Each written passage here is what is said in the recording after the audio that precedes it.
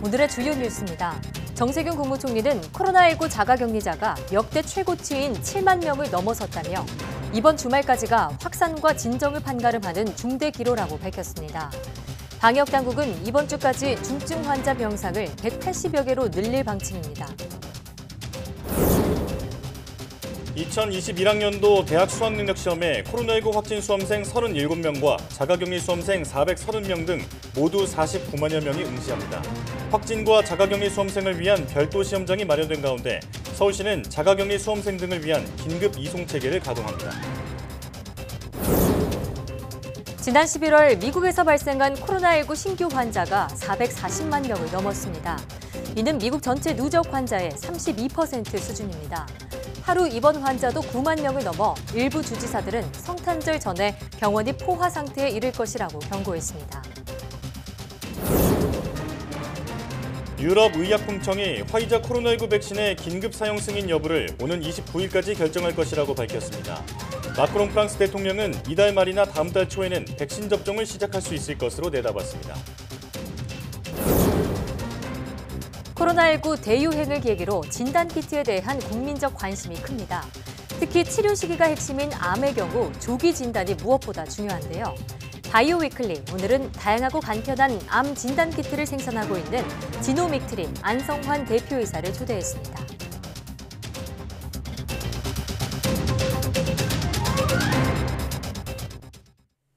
시청자 여러분 안녕하십니까? 사이언스투데이입니다. 정세균 국무총리가 코로나19 자가격리자가 역대 최고치인 7만 명을 돌파했다며 이번 주말까지가 확산과 진정을 판가름하는 중대 기로라고 강조했습니다. 정 총리는 코로나19 중앙재난안전대책본부 회의에서 정부의 정밀 방역과 국민의 참여 방역이 시너지 효과를 내야만 엄중한 위기 국면을 헤쳐나갈 수 있을 것이라며 이같이 말했습니다. 그러면서 방역당국과 지자체의 손길을 닿기 어려운 소규모 시설과 영세한 업체까지 빈틈없는 방역이 이루어져야 한다며 자율적인 방역 강화 노력에도 힘을 보태달라고 당부했습니다. 정부가 현재 코로나19 상황을 엄중하게 인식하고 있으며 필요한 경우 신속하게 수도권과 전국의 사회적 거리 두기 단계를 상향하겠다고 밝혔습니다.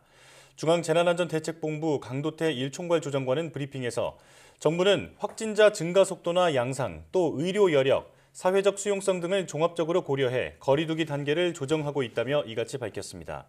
중대본은 다만 지난 11월 중순에 수도권 지역에서 거리 두기를 강화한 뒤 2주 동안 주말 휴대폰 이동량이 23% 줄어든 점에 주목하며 그 영향이 이번 주말이나 다음 주 초에 반영될 것으로 예상했습니다. 중대본은 특히 거리 두기 단계 격상은 국민들의 일상과 사회 경제적 활동을 크게 제약하고 바꾸는 조치인 만큼 국민의 공감과 자율적 실천이 무엇보다 중요하다고 말했습니다. 코로나19 위중증 환자가 늘면서 정부가 중환자 병상 확보에 나섰습니다. 중앙재난안전대책본부는 현재 174개인 중증 환자 전담 치료 병상을 이번 주까지 184개로 늘릴 방침이라고 밝혔습니다. 전담 치료 병상 등 중환자가 당장 입원 가능한 병상은 59개만 남았는데 이번 주 추가 확보분에 포함하면 70개 가까이 늘게 되는 겁니다. 이외에도 정부는 국립중앙의료원에 긴급치료병상 30개를 추가로 설치했다며 의료진이 확보되는 대로 중환자 병상으로 운영하겠다고 밝혔습니다.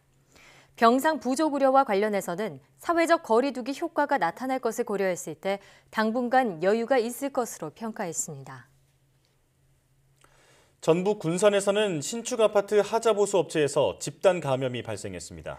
대전의 맥주집에서도 모임을 하던 이들이 집단 감염되는 등 코로나19가 우리의 일상을 위협하고 있습니다. 김민성 기자입니다. 전북 군산의 한 아파트. 지난 9월부터 입주를 시작해 현재 80%가 들어왔습니다.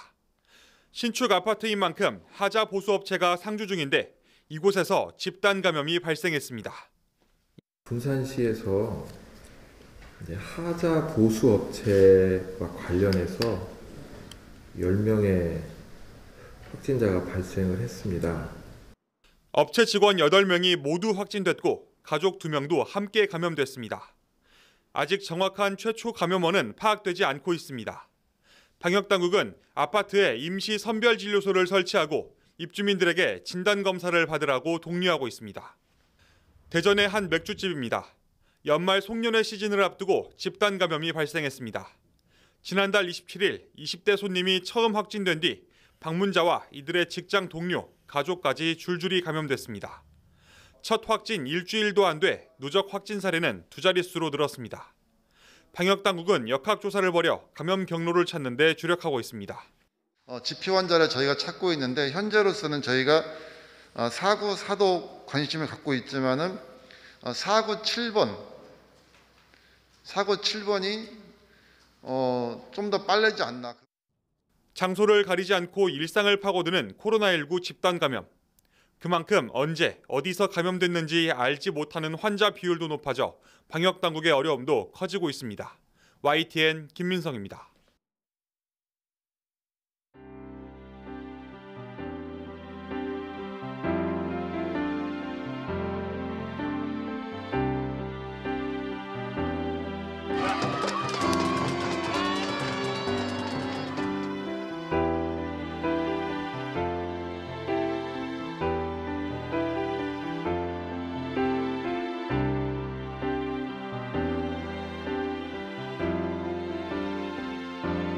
여러분 수고하셨습니다. 오늘 너무 잘해주셔서.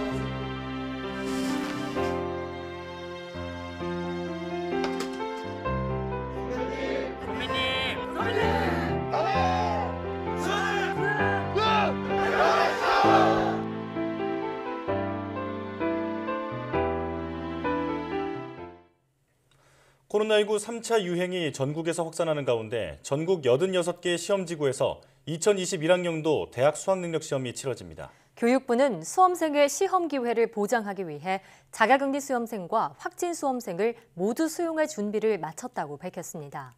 박백범 교육부 차관의 말을 직접 들어보시겠습니다. 전국의 86개 시험지구에서 총 49만 3,433명의 수험생이 응시하는 2021학년도 대학 수학능력시험이 시행됩니다. 특히 자가격리 수험생의 시험 기회를 보장하기 위해 113개의 시험장에서 583개의 시험실을 마련하였고, 이는 총 3,775명의 격리자를 수용할 수 있는 규모입니다. 또한 전국의 거점 병원 25곳과 생활치료센터 4곳에서 총 205명의 확진 수험생을 수용할 준비를 마쳤습니다. 12월 1일 기준으로 전국에서 총 37명의 수험생이 확진자로 확인되었으며, 별도 시험장에서 응시할 격리 수험생은 총 430명입니다. 이를 위해 수험생 진료는 보건소로, 검사는 보건환경연구원으로 단일화하였고, 12월 2일 보건소 운영시간을 당초 18시에서 22시까지 4시간 연장합니다. 수험생 여러분께서는 특이사항이 있는 경우 반드시 보건소에 방문하여 수능 지원자임을 말씀해 주시고, 시도교육청에 신고하여 보건소와 시도교육청 담당자의 안내에 따라 주시기 바랍니다. 코로나19 확진 판정을 받거나 자가격리를 해야 하는 수험생들은 별도로 마련된 고사장에서 수능을 치릅니다. 격리자들은 자차로 이동해야 하지만 불가피할 경우 구급차를 요청하면 됩니다. 박기원 기자가 보도합니다. 커다란 음압시설이 설치된 병실, 깨끗이 정리된 채 텅 비어 있습니다. 코로나19 확진 판정을 받은 수험생이 나오면 이곳에서 수능을 볼 수 있도록 비워둔 겁니다. 병원에선 수능 상황실까지 마련해 만반의 준비를 마쳤습니다. 확진 수험생들은 이처럼 고시장이 설치된 병원 29곳에서 시험을 보게 됩니다. 총 37명의 확진자 수험생 중에서 35명이 전국의 병원과 생활치료센터에 배정되었으며, 404명 중 387명에 대해 시험장 배정을 완료하였고, 17명은 금일 중으로 조치할 예정입니다. 자가격리 응시생을 위한 시험장은 전국 700여 곳에 마련됐습니다. 격리 수험생들은 자차를 이용해 시험장으로 이동해야 하는데 어렵다면 구급차를 요청할 수 있습니다. 고사장에선 일반 수험생들보다 더 먼 2m 간격을 두고 시험을 치게 됩니다. 시험을 무사히 치르는 것뿐 아니라 수능 이후 감염 확산 가능성을 차단하는 것도 관건. 서울시 교육청은 확진자 시험장 감독관은 물론이고 일반 시험장 감독관과 수험생, 학부모도 원하면 무료 진단검사를 받을 수 있게 했습니다.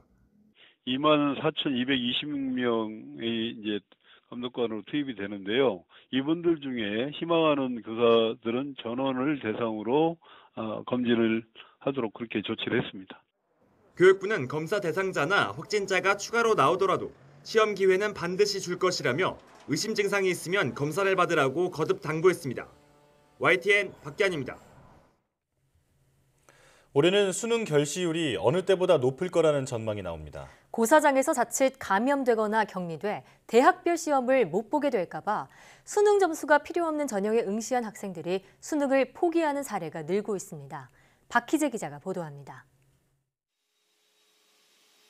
시험장 방역도 마쳤고 확진자와 자가격리자, 의심 증상자가 시험 치를 장소도 따로 마련됐는데도 불안감은 여전합니다. 수능 고사장에서 감염되거나 확진자와 동선이 겹쳐 격리될까 걱정하는 겁니다. 걱정은 되죠. 어느 정도 같은 교실에서 이제 시험을 본 친구가 확진이 되면 수능 바로 직후에 있는 뭐 성균관대 논술이나 뭐 이런 타 대학 논술 시험들이 되게 밀집해 있는데 그 논술 시험도 이제 위험해질 테고.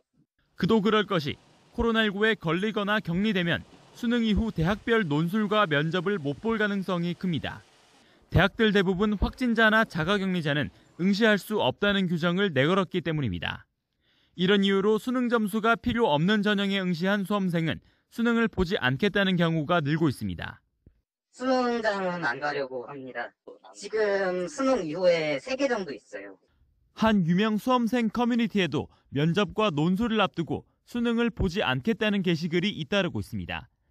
올해 수능 결시율이 가장 높을 거라는 예측이 나오는데 이에 대한 우려도 적지 않습니다.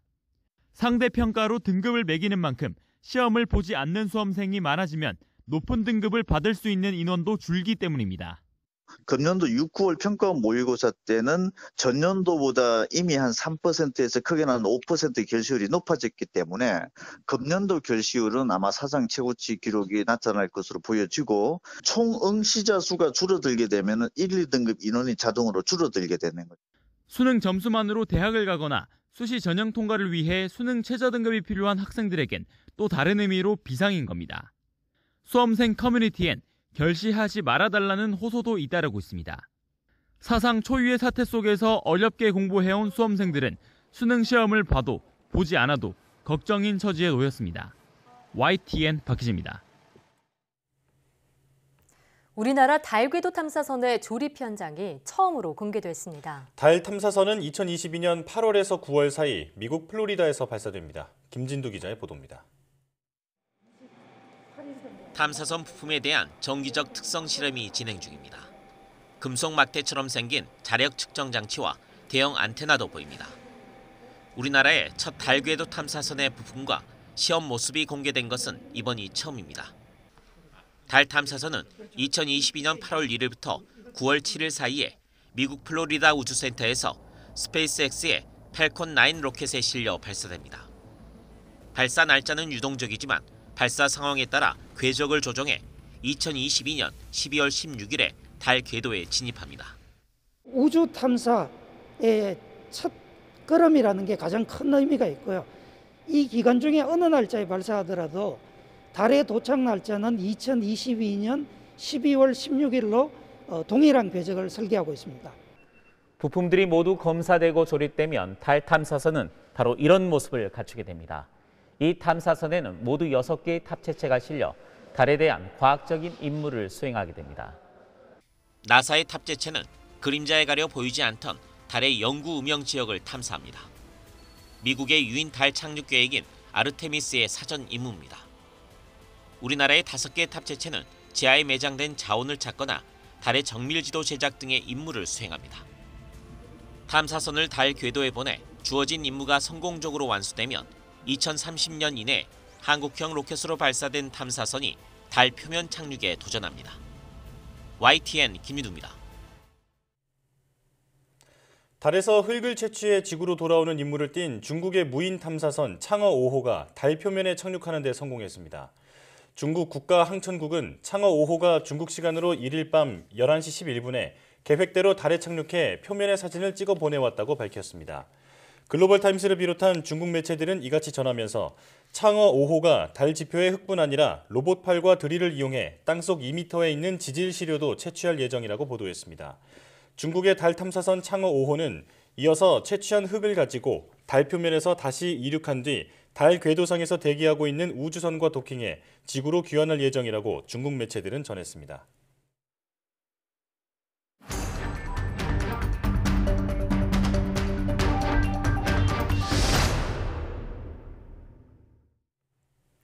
국내 코로나19 신규 확진자가 나흘 만에 다시 500명을 넘어섰습니다. 여기에 더해 자가격리자 수도 역대 최고치를 기록하면서 방역당국이 예의주시하고 있는데요. 네, 코로나19 브리핑 고려대학교 약학대학 김정기 교수 전화로 연결해서 알아보겠습니다. 교수님 나와 계십니까? 네, 안녕하세요. 네. 자, 우선 신규 확진자가 다시 500명대를 기록했습니다. 특히 전날에 비해서 지역 감염자가 73명이나 늘었는데요. 현재 상황 어떻게 보고 계십니까? 수도권 사회적 거리두기가 1.5단계 및 2단계로 격상된 지 한 1주에서 2주가 지났거든요. 효과가 있었다라고 하면 이미 경향상으로 좀 나타나야 되는데 그렇지 않은 상황입니다. 그래서 사회적 거리두기 격상의 효과는 물론 조금 더 지켜봐야 되겠지만 미비한 것이 아니냐 이렇게 생각은 하고 있고요. 예.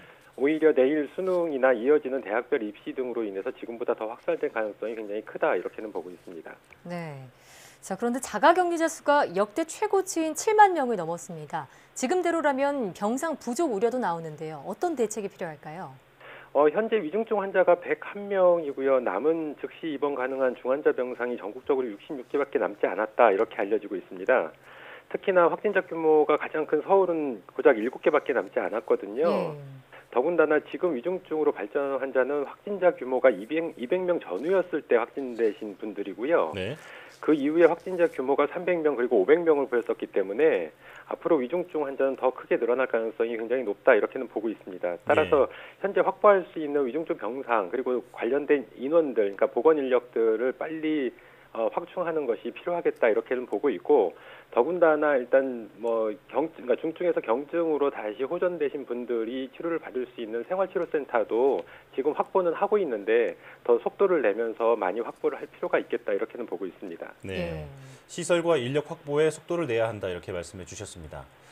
거리두기 단계를 상향 조정한 뒤 2주 전에 비해서 주말 이동량이 20% 정도 줄었습니다. 이 정도의 이동량 감소로 코로나19 확산세에 좀 영향을 줄 수 있을까요? 말씀하신 대로 지난 주말 그러니까 휴대전화 이동량이 20% 정도 줄었다라고 하고 있는데 이미 전국적으로 코로나19가 크게 확산된 상황이고요. 그리고 실제로 감염자의 상당 부분이 지인 또는 가족 간의 전파이거든요. 네. 어떤 불특정 사람, 그러니까 모르는 사람에 의해서 전파되는 확률보다는 아는 사람들에 의한 확률, 그만큼 이동거리가 짧거나 없을 수도 있다라는 얘기거든요.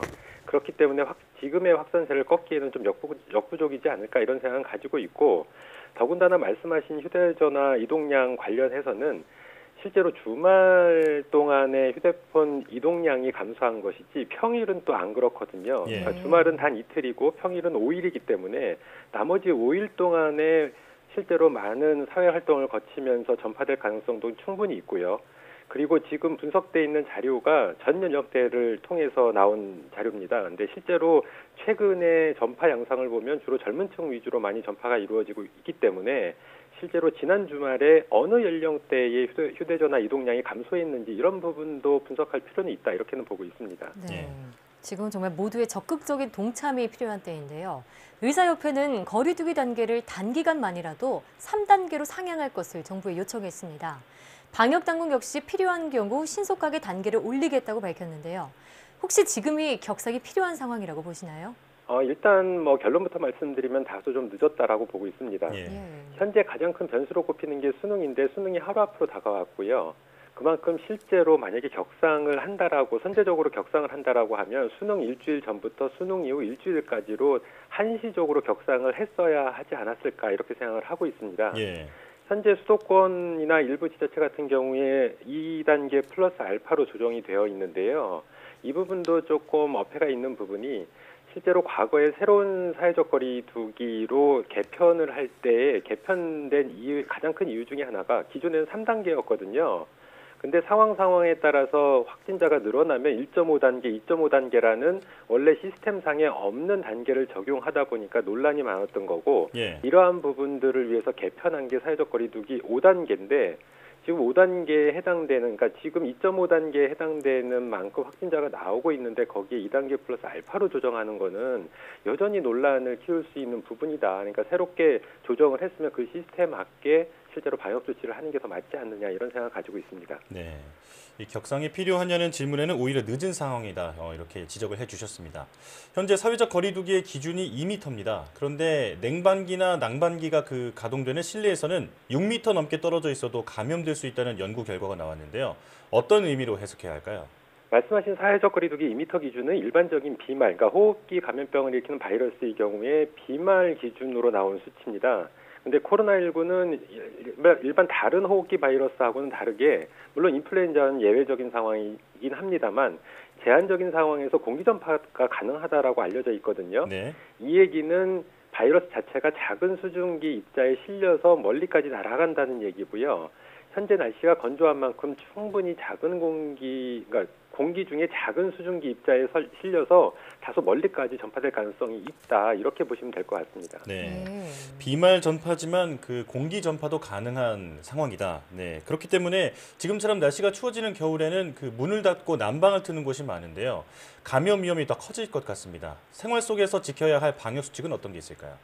일단은 가장 중요한 것은 특히 어느 수준 이상의 밀집도가 있는 실내, 특히 해당 공간 내에서 마스크를 벗는 타인이 있다라고 하면 실제로는 그 실내에 들어갔을 때 마스크를 절대 벗으면 안 된다라고 말씀을 드리고 싶고요. 대표적으로 이런 상황들이 식당이라든가 카페라든가 이런 제한적인 공간에 대해서는 음식물이나 어떤 음료를 섭취할 때 마스크를 벗게 허용이 되어 있거든요. 만약에 나 이외에 다른 사람이 마스크를 벗고 있다라고 하면 충분히 그 사람이 감염됐을 경우에는 전파가 될 수 있다. 따라서 실내에 들어가실 때에는 마스크를 벗지 않는 게 최선이다. 이렇게 말씀을 드리고 싶습니다. 실내 방역 수칙에 더더욱 주의해야겠습니다. 치료제 소식 알아보겠습니다. 국내 코로나19 치료제 임상 참여자가 목표치인 300명을 넘어섰다고 하는데요. 앞으로의 임상시험에 가속화가 붙을 수 있을까요? 셀트리온에서 개발 중인 항체 치료제가 지난 9월에 임상 이상 승인을 받았는데 한동안 임상 참여자 모집에 어려움을 겪으면서 진행이 지연되어 왔거든요. 근데 말씀하신 것처럼 지난 11월 25일 기준으로 목표치인 300명을 넘어서 327명을 확보를 했습니다. 그리고 마지막 투약도 완료를 했거든요. 따라서 일단은 지금 상황으로는 말씀하신 것처럼 임상 시험이 좀 가속화됐다 이렇게 볼 수 있는데 이 결과가 나오려면 앞으로 한 달 정도 소요될 걸로 예상을 하고 있고요. 그만큼 조건부 승인을 받을 수 있는 시험대에 이미 올랐다. 이렇게 보시면 될 것 같습니다. 말씀하신 것처럼 이달 말에 치료제 임상시험 결과가 나올 것으로 보이는데요. 현재 국내에는 항체 치료제, 또 혈장 치료제가 개발 중입니다. 긍정적인 임상 결과를 기대해 볼 수 있을까요? 일단 혈장 치료제는 내년 2월 정도 임상시험 이상이 마무리될 거라고 생각을 하기 때문에 항체 치료보다는 다소도 조금 지연된 상황이고요. 일단 항체 치료제 같은 경우에 셀트리온에서 우리나라는 지금 말씀하신 것처럼 300명을 넘었으면서 실제로 임상 이상이 진행 중이고 더 빠르게는 해외에서 임상 이상이 진행 중이었습니다. 그래서 대표적으로 루마니아에서 진행을 하고 있는데 셀트리온에서 얘기하고 있는 중간 결과에 따르면 일단 이 항체 치료제를 투여를 했을 때 4, 5일 만에 바이러스가 모두 소멸됐다. 그리고 수일 만에 퇴원을 했다. 그리고 안전상의 문제는 없었다라고 밝히고 있거든요. 어쨌든 국내 임상 이상 시험 결과를 지켜봐야 된다라고는 생각을 하고 있는데 만약에 셀트리온에서 얘기하고 있는 해외 임상 이상 시험 결과대로 결과가 나온다라고 하면 아마 효과적인 치료제로 새롭게 조건부 승인이 될 가능성이 굉장히 높다. 이렇게는 보고 있습니다. 좋은 토종 치료제가 나오기를 기대해 보겠습니다. 오늘도 전문가와 함께 코로나19 상황 살펴봤습니다. 이제 수능인데 어수선하지만 좋은 결과 있기를 바라겠습니다. 지금까지 고려대학교 약학대학 김정기 교수와 함께했습니다. 오늘 말씀 잘 들었습니다. 감사합니다.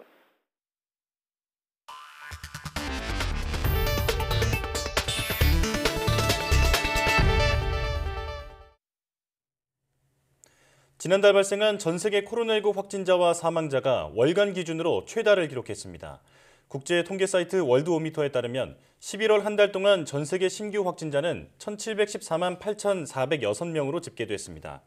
이는 종전 최다인 10월에 1216만 288명보다 41% 더 많은 수치입니다. 12월 2일 오전을 기준으로 전 세계 누적 확진자는 약 6,416만 8천 명이며 이 가운데 27% 정도가 지난달 발생한 것으로 나타났습니다. 11월 신규 사망자도 종전 최다인 올해 4월 수치를 넘어섰습니다. 미국의 코로나19 감염자 역시 3명 가운데 1명은 지난달에 발생한 것으로 나타났습니다. 조 바이든 미국 대통령 당선인은 취임 전 경기 부양책은 단지 시작에 불과하다며 코로나19 대응을 가장 우선시할 것을 다시 확인했습니다. 워싱턴에서 강태욱 특파원의 보도입니다. 존스 홉킨스 대학이 집계한 미국의 지난달 코로나19 감염자는 440만 8천여 명, 전체 누적 확진자 1,300여만 명의 32%에 이릅니다. 3명 가운데 1명이 11월 한 달 동안 감염된 셈입니다. 11월 사망자도 3만 6천여 명에 달했습니다. 1시간에 51명꼴로 사망자가 나온 셈입니다. 감염자 확산에 따라 병원에 입원하는 환자도 급증하고 있습니다.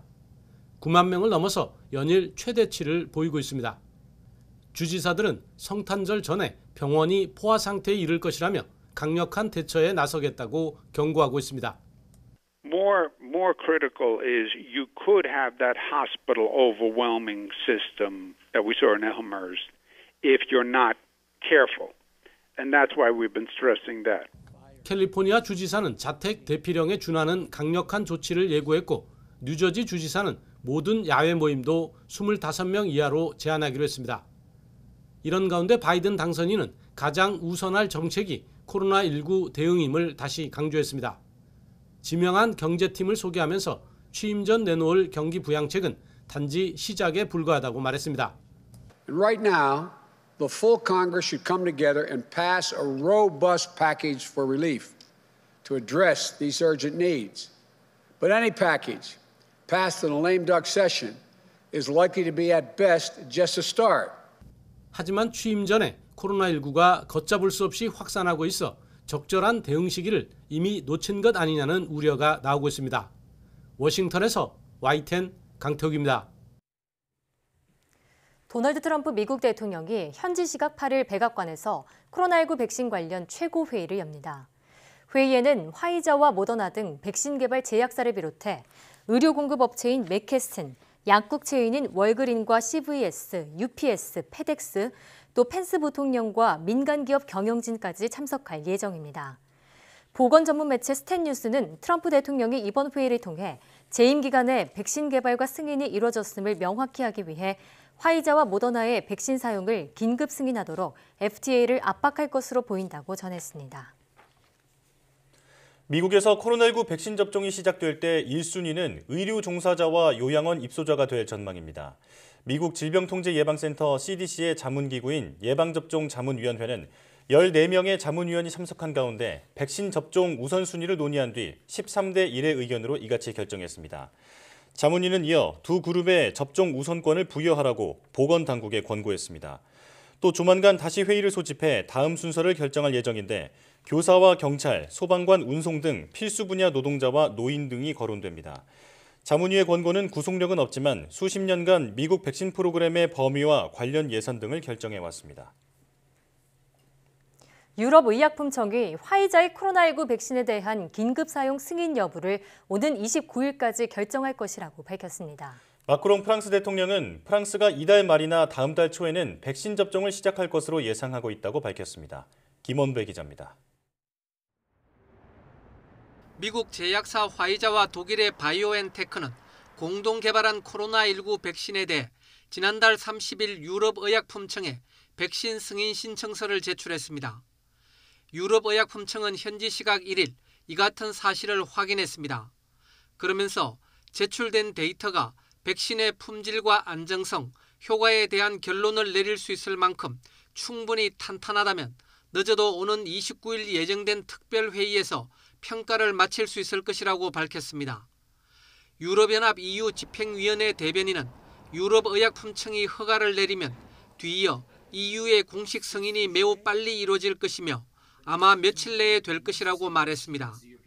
이에 따라 빠르면 이달 말, 늦어도 다음 달 초에는 유럽연합 회원국들이 화이자의 코로나19 백신 접종을 시작할 수 있을 것으로 보입니다.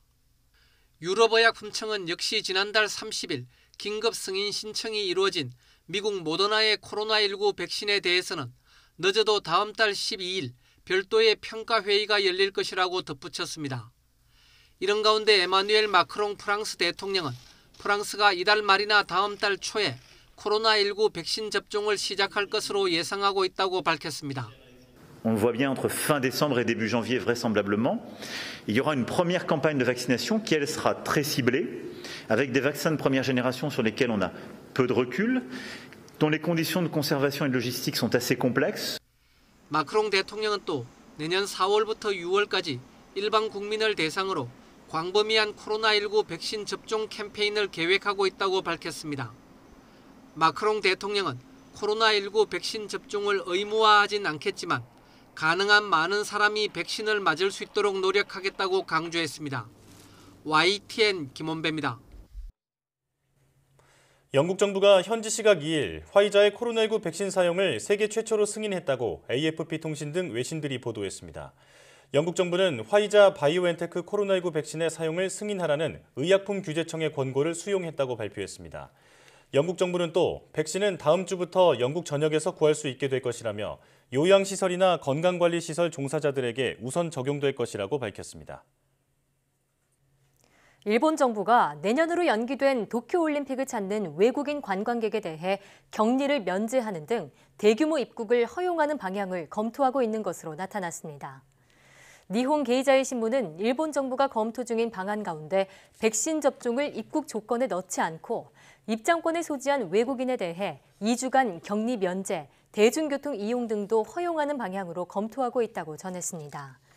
이 방안에 따르면 외국인 입국자는 코로나19 음성 증명서를 제출하고 방문 장소를 기록하기 위한 전용 앱을 설치하는 조건으로 격리 기간 없이 대중교통을 타고 자유롭게 이동할 수 있게 됩니다. 북한은 겨울을 맞아 코로나19 방역 단계를 다시 최고 수준인 초특급으로 격상하고 방역에 총력을 기울이고 있습니다. 조선중앙방송은 초특급 비상방역 조치들을 복원한 데 맞게 중앙비상방역 부문에서는 비상방역 규율과 질서를 철저히 엄수하도록 강하게 대책하고 있다고 보도했습니다.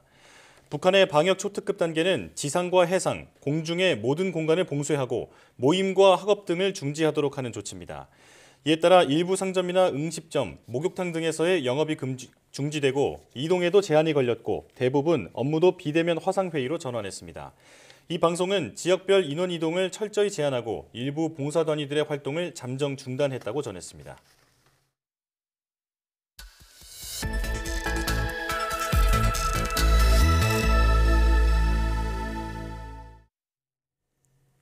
다양한 바이오 이슈를 과학 기자의 시각으로 집중 분석하는 바이오 위클리 코너입니다. 오늘도 이성규 기자와 함께하겠습니다. 어서 오세요. 안녕하세요. 네, 이번 주 소식 전해주시죠.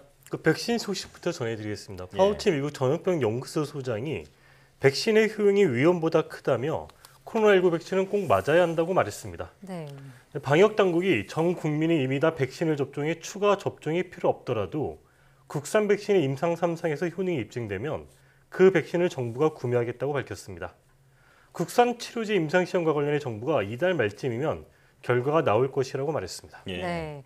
자, 우리가 코로나19 사례에서 알 수 있듯이요. 질병은 조기에 진단하는 게 치료의 핵심이죠. 자, 그래서 질병 진단 키트의 중요성이 날로 커지고 있습니다. 오늘 바이오 포커스에서는 대장암 건강검진의 불편함을 덜어주는 대장암 진단키트를 비롯해 다양한 암종의 진단키트를 개발하고 있는 지노믹트리의 안성환 대표와 자세한 내용 들어보겠습니다.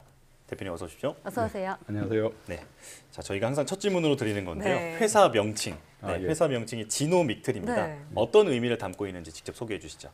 네, 그 지노믹 트리라는 글자 그대로 지노믹스와 나무, 트리 두 개를 합친 합성어인데요. 네. 지노믹 수준 전체를 들여다볼 수 있는 연구를 통해서 나무를 형성하고 거기에 좋은 진단제의 결실을 맺자 이런 뜻에서 지노믹 트리라는 단어를 만들었습니다. 지노믹 트리다 말씀해 주셨는데 이 지놈은 진하고 좀 다른 개념인 건가요? 진이 다 합쳐진 총체적인 진을 지노믹스라고 그러고요. 연구를 하기 위해서는 측정 기법들이 필요한데 한 20년 전에 전체를 들여다볼 수 있는 DNA 마이크로 어레이라는 기법이 개발이 돼서 사용되기 시작했습니다. 예. 저희들은 그 기술을 활용하고 자체적으로 제작할 수 있는 기술을 획득해서 20년 전에 스타트업 지노믹 트리를 만들게 되었습니다. 예. 자, 지노믹 트리는 체외 분자 진단 기술을 개발하는 회사입니다. 네. 일단 체외 분자 진단 기술 어떤 건지 궁금하고요. 여기서 핵심이 되는 용어가 바이오마커인데 바이오마커는 또 어떤 건가요? 예, 이것도 뭐 글자 그대로입니다. 체외 진단이라는 거는 네.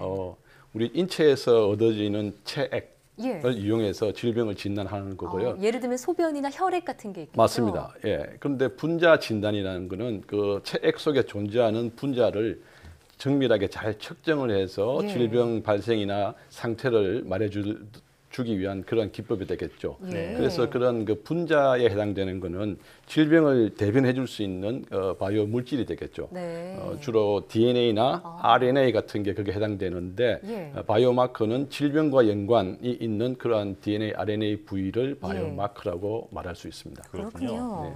네. 질병을 대변해 주는 게 바이오마커인 거고 그 바이오마커를 체외해서 네. 진단하는 기술이 체외 분자 진단 기술이다. 네, 이렇게 맞습니다. 이해할 수 있는 거죠? 그렇습니다. 예, 바이오마커가 질병을 대변해 주지 못할 때는 바이오마커를 단어를 붙이면 안 되겠죠. 예. 캔디데이트 정도로 가지고 있다가 임상과 인허가를 다 거친 바이오마커 기반 진단제가 체외 분자 진단 기술 기법이라 할 수 있겠습니다. 예. 이 지노믹 트리는 그 체외 분자 진단 기술을 이용해서 네.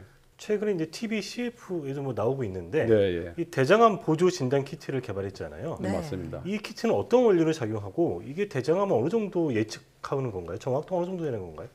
네, 우선 그 저희들이 개발해서 현재 서비스를 하고 있는 얼리텍 CRC 대장암 보조 진단 키트 자체는 민감도 즉 암 환자를 찾을 수 있는 능력이 한 90%. 90%나요? 예, 얼마나의 분변으로요? 아주 그 한 10g 이하의 분변을 저희들이 제공하는 특수 용기, 용을 환자들이 병원에서 가져간 다음에 네. 집에서 자기 변을 담아서 병원에 갖다 주면은 병원에서 검진센터로 보내게 되죠. 저희들은 그 변 속에 존재하고 있는 대장암 특이적인 바이오마커를 측정을 해서 암이 있느냐 없느냐 유무를 판단해 줄 수가 있습니다. 예. 이 바이오마커는 저희들이 한 20년 전부터 발굴 작업과 임상 검증을 통해서 만드는 새로운 바이오마커가 되고요. 심지어는 그 어드밴스드 용종이라 할 수 있는 좀 진행되어 있는 용종도 한 40% 이상 찾아낼 수가 있습니다. 10g도 안 되는 분변으로 대장암을 90% 정확도로 진단할 수 있다니 대단하네요. 그럼 우리가 이제 집에서 네. 그 대장암 보조 진단제를 이용을 해서 만약에 양성이 나왔다. 네. 그러면 그럴 경우는 어떻게 이제 해야 되는 건가요? 예, 굉장히 중요한데요. 양성이 나오면은 적극적으로 근거가 되죠. 의사 선생님들이 환자한테 적극적으로 대장 내시경을 받도록 근거 기반으로 권고를 할 수가 있습니다. 예. 우리나라에서 대장 내시경을 안 받는 비율이 한 60% 이상이 됩니다. 평생 동안. 모든 사람들이 대장 내시경을 주어진 기간 내에 받게 되면은 사실은 대장암으로부터 해방이 될 수가 있습니다. 네. 그래서 이런 보조 진단을 통해서 대장 내시경 받는 사람을 좀 더 권고를 해줌에 따라서 환자 입장에서는 적극적으로 대장 내시경을 받게 되고 네. 궁극적으로는 대장암으로 사망하는 발생률 줄여들고 치료비 감소도 할 수 있습니다. 만약 반대로 이게 음성이 나오면 굳이 대장 내시경을 안 받아도 되는 건가요?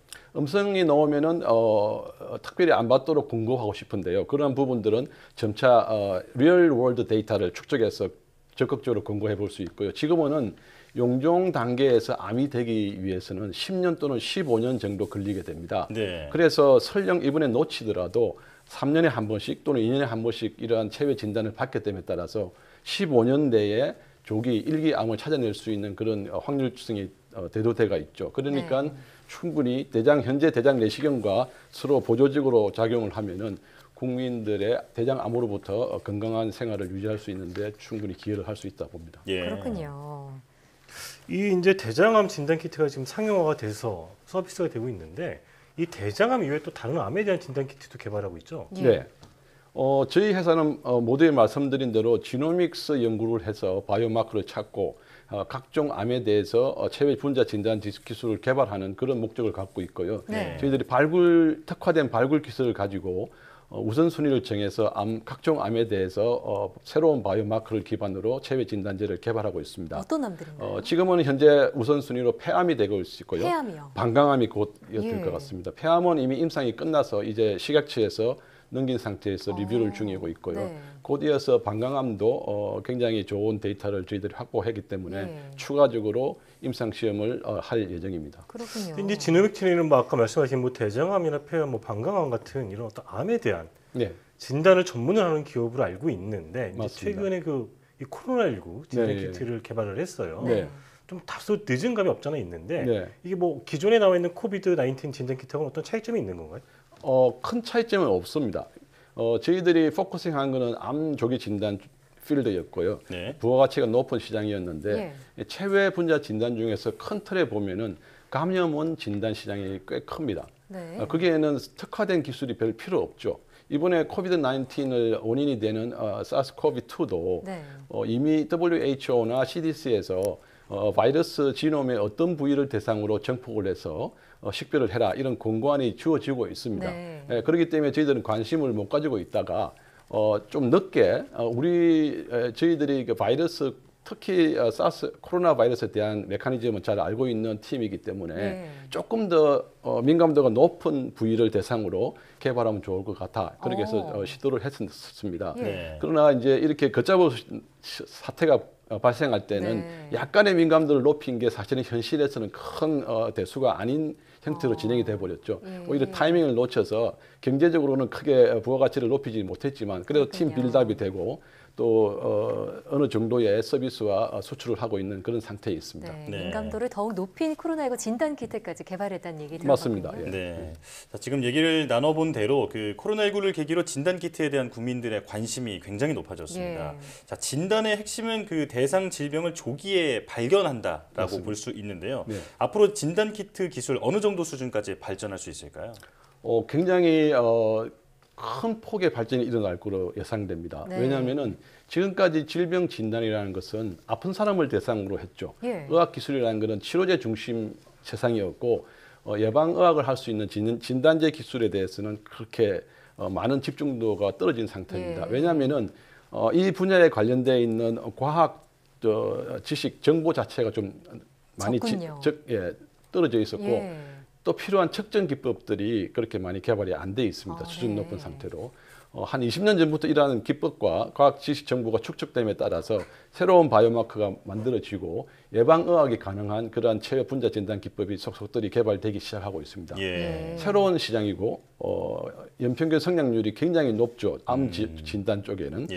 다른 데는 10% 미만이지만은 이쪽 암 조기 진단 쪽에는 30% 이상의 연평균 성장성을 보이고 있고 새로운 헬스케어의 산업 영역으로 지금 대두되고 있다. 그래서 많은 나라에서 과학자, 기술자들이 뛰어들어서 새로운 산업에 대비하기 위해서 노력하고 있다 이렇게 말씀드릴 수 있습니다. 제가 좀 한 가지 궁금한 게 있어가지고 췌장암이 진단이 진짜 어려운 암종이잖아요.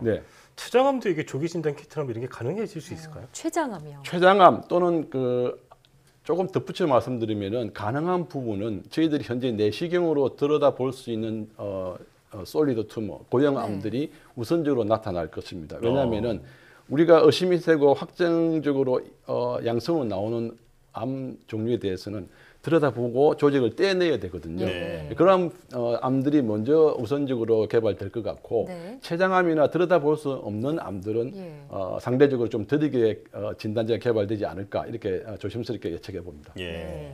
자, 이제 치료에서 예방으로 의학 기술의 패러다임이 변하고 있다 이런 생각이 드는데요. 자, 국내 바이오업계가 이전과 비교하면요 정말 괄목할 만큼 성장을 했지만 아직은 해외에 비해서 선진국들에 비해서는 갈 길이 멀다 이런 얘기가 나오고 있습니다. 건전한 바이오 생태계 조성을 위해 조언 말씀 부탁드릴게요. 전체적인 헬스케어 산업 전체에 제가 말씀을 드릴 수 있는 수준은 아직 안 되지만은 진단과 관련해서 한 말씀 드려보면은 충분히 잘 해낼 수 있다 봐지고요. 그러나 우리가 정부 입장에서 정책 지원이라든지 큰 기업에 투자하는 부위가 집중화되지 않으면은 이 생태계가 외래종으로 풍성한 생태를 이룰 가능성이 높다고 또 조심스럽게 말씀드릴 수 있습니다.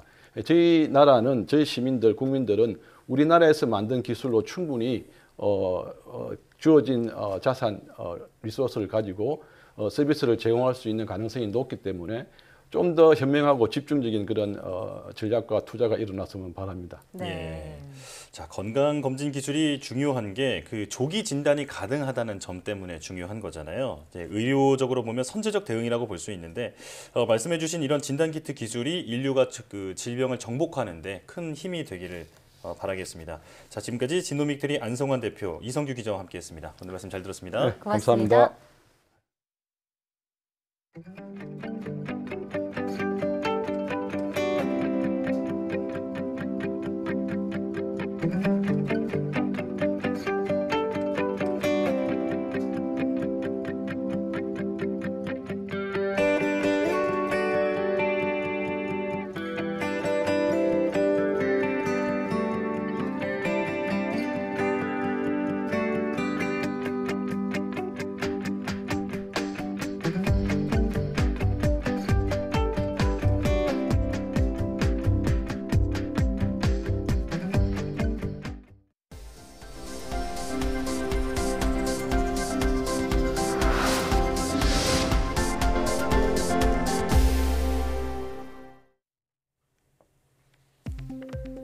코로나19에 걸렸다가 한 번 회복된 사람은 6개월 이내에 재감염될 우려가 적다는 분석 결과가 일본에서 나왔습니다.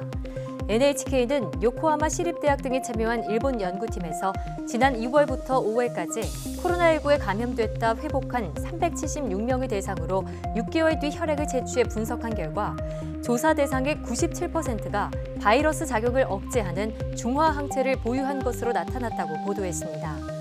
연구팀은 이 분석 결과를 바탕으로 코로나19에 걸린 사람이 일단 회복하면 6개월간 다시 감염될 위험이 낮고 현재 개발 중인 백신 효과에 대한 기대도 높아지게 됐다고 설명했습니다.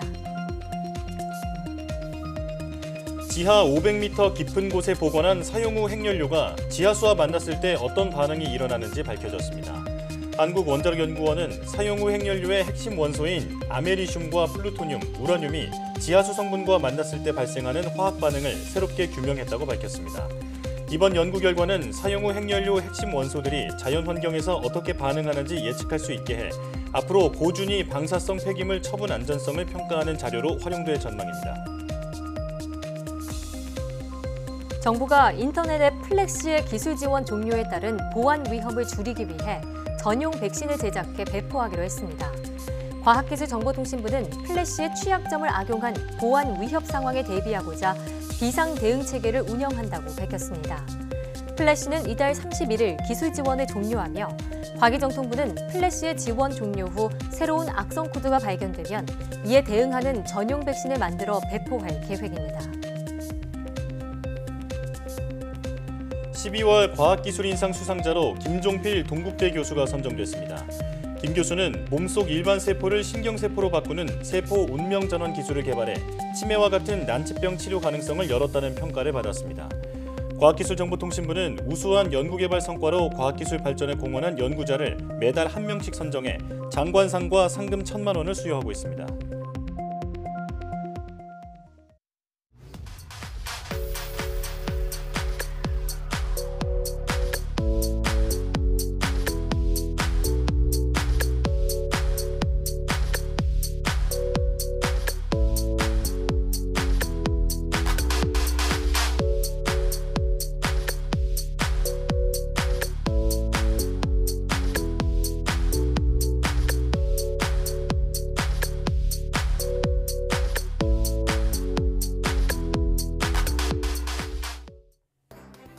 올해 수능은 꼭 챙겨야 할 게 많습니다. 마스크가 없으면 시험을 볼 수 없고 마실 물도 따로 준비해야 합니다.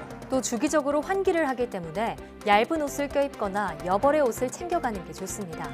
코로나19에 확진돼도 시험은 치를 수 있습니다. 하지만 수능 이후 대학별 고사에는 제한을 받을 수 있기 때문에 감염되지 않게 각별히 주의하시기 바랍니다. 그동안의 노력이 결실을 맺기를 바랍니다.